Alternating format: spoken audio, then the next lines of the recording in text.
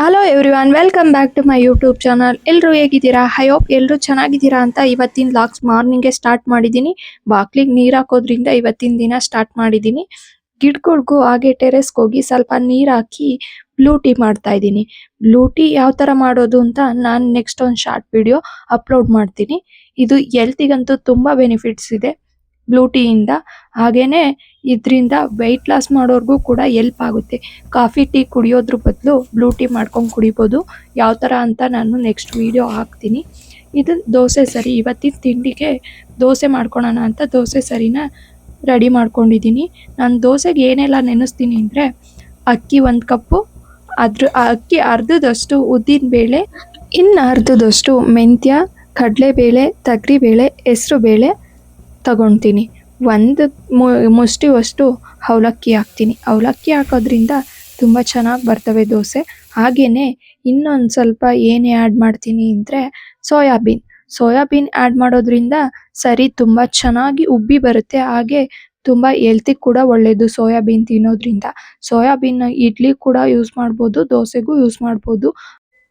ದೋಸೆಗೆ ಪಲ್ಯ ಮತ್ತು ಚಟ್ನಿ ಮಾಡ್ಕೊಂಡಿದ್ದೀನಿ. ಆಲೂಗೆಡ್ಡೆ ಪಲ್ಯ, ಚಟ್ನಿ, ಒಣಮೆಣಸಿನ್ಕಾಯಿ ಹಾಕಿರೋದ್ರಿಂದ ಚಟ್ನಿ ರೆಡ್ ಇದೆ ಅಷ್ಟೇ. ನಾನು ಹಸಿರು ಮೆಣಸಿನ್ಕಾಯಿ ಬಳಸಿಲ್ಲ, ಗ್ಯಾಸ್ಟ್ರಿಕ್ ಆಗುತ್ತೆ ಅಂದ್ಬಿಟ್ಟು. ನೋಡಿ ನನ್ನ ಮಗನ ಆಟ ಇದೆಲ್ಲ, ಹೇಗೆಲ್ಲ ಜೋಡಿಸ್ತಾನೆ, ಕ್ರಿಯೇಟಿವ್ ಆಗಿ ಆಟ ಆಡ್ತಿರ್ತಾನೆ. ನಮಗೂ ನೋಡಿ ಖುಷಿ ಆಗುತ್ತೆ, ನಮ್ಮ ಮಗ ಇಷ್ಟೊಂದು ಆ್ಯಕ್ಟಿವ್ ಆಗಿದ್ದಾನಲ್ಲ, ತುಂಬ ಚೆನ್ನಾಗಿ ಗ್ರೋತ್ ಆಗ್ತಿದ್ದಾನೆ ಅಂತ. ನೋಡಿ, ಇದು ನಾನು ಪಾಟಿಗೆ ನೀರು ಹಾಕೋಕ್ಕಾಗಲ್ಲ ಯಾವಾಗಲೂ ಎಲ್ಲಾದರೂ ಹೋದಾಗ, ಅದಕ್ಕೋಸ್ಕರ ತರಿಸಿದ್ದೀನಿ. ಇದು ಯಾವ ಥರ ಯೂಸ್ ಮಾಡೋದು ಪಾಟಿಗೆ ಅಂತ ನೆಕ್ಸ್ಟ್ ಒಂದು ಶಾರ್ಟ್ ವಿಡಿಯೋ ಹಾಕ್ತೀನಿ.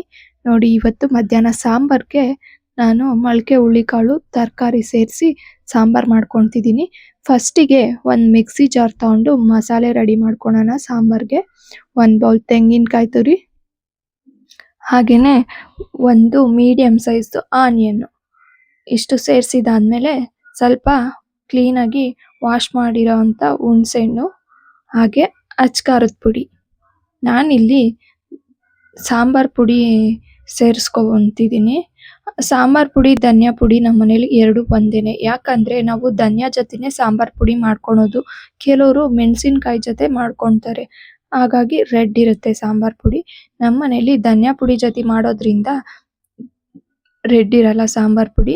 ನಾನು ಧನಿಯಾ ಪುಡಿ ಅಂತ ಏನು ಸಪ್ರೇಟ್ ಇಟ್ಕೊಳಲ್ಲ, ಸಾಂಬಾರು ಪುಡಿ ಅಂತ ಏನು ಸಪ್ರೇಟ್ ಇಲ್ಲ, ಎರಡು ಒಂದೇ. ನೋಡಿ, ಇದನ್ನೇ ಸಾಂಬಾರು ಪುಡಿ ಧನಿಯಾ ಜೊತೆ ಸೇರಿಸಿ ಮಾಡಿರೋದು. ಕೆಲವರು ಧನಿಯಾನೇ ಬರೀ ಸಪ್ರೇಟ್ ಮಾಡಿ ಇಟ್ಕೊತಾರೆ, ಸಾಂಬಾರು ಪುಡಿ ಬೇರೆ ಮಾಡಿಕೊಂಡು.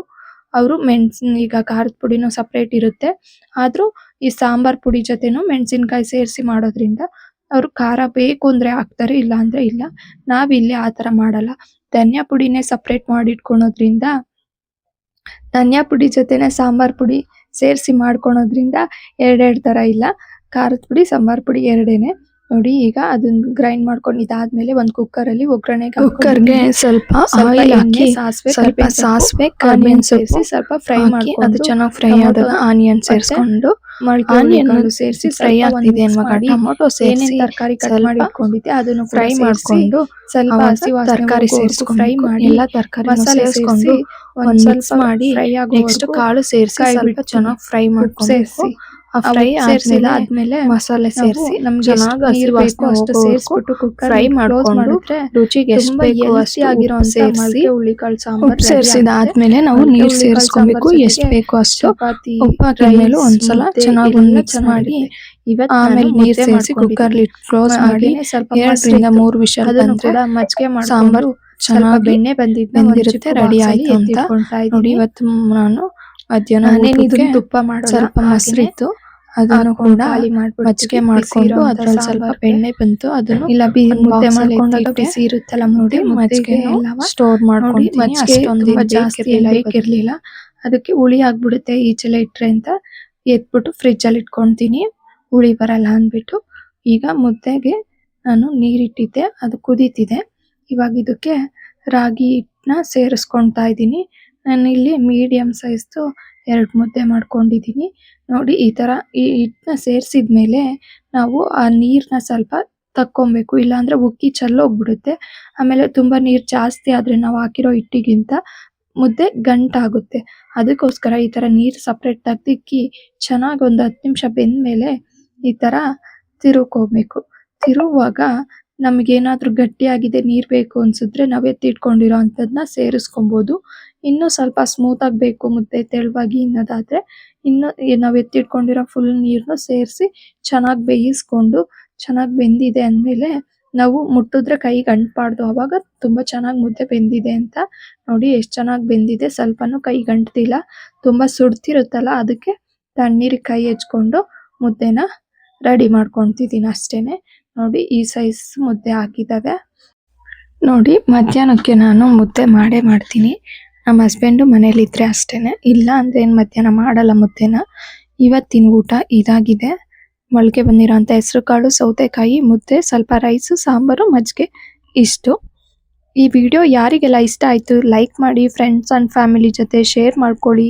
ಯಾರೆಲ್ಲ ಸಬ್ಸ್ಕ್ರೈಬ್ ಮಾಡದೆ ನೋಡ್ತಾ ಇದ್ದೀರಾ ಈ ವಿಡಿಯೋನ ಪ್ಲೀಸ್ ಸಬ್ಸ್ಕ್ರೈಬ್ ಮಾಡ್ಕೊಂಡು ಸಪೋರ್ಟ್ ಮಾಡಿ. ಸ್ಕಿಪ್ ಮಾಡದೆ ಇಷ್ಟೊತ್ತು ವಿಡಿಯೋ ನೋಡಿದ್ಕೆ ಥ್ಯಾಂಕ್ ಯು. ಮತ್ತೆ ಸಿಗೋಣ ನೆಕ್ಸ್ಟ್ ಲಾಗಲ್ಲಿ. ಬಾಯ್ ಬಾಯ್.